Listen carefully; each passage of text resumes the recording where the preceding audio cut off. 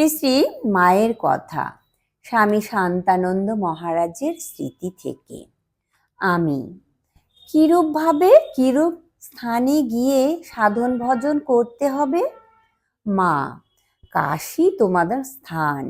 সাধন মানে তার পাদপদ্ম সর্বদা মনে রেখে তার চিন্তাতে মনকে ডুবিয়ে রাখা, তার নাম জপ করবে। আমি অনুরাগ না থাকলে শুধু নাম জপ করলে কি হবে? মা, জলেতে ইচ্ছে করেই পড়ো আর ঠেলেই ফেলে দিক, কাপড় ভিজবেই। নিত্য ধ্যান করবে, কাঁচা মন কিনা। ধ্যান করতে করতে মন স্থির হয়ে যাবে।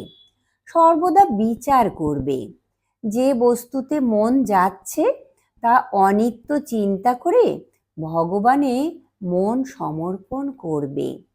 একটি লোক মাছ ধরছিল, পাশে বাজনা বাজিয়ে বর যাচ্ছে, কিন্তু তার ফাতনার দিকেই দৃষ্টি। আমি জীবনের উদ্দেশ্য কি?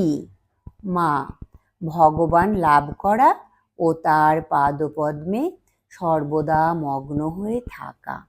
তোমরা সন্ন্যাসী, তার লোক, তোমাদের ইহকাল পরকাল তিনি দেখছেন। তোমাদের ভাবনা কি?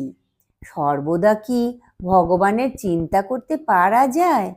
কখনো বেড়াবে, কখনো তার চিন্তা করবে। জয় ঠাকুর, জয় মা, প্রণাম মাগো।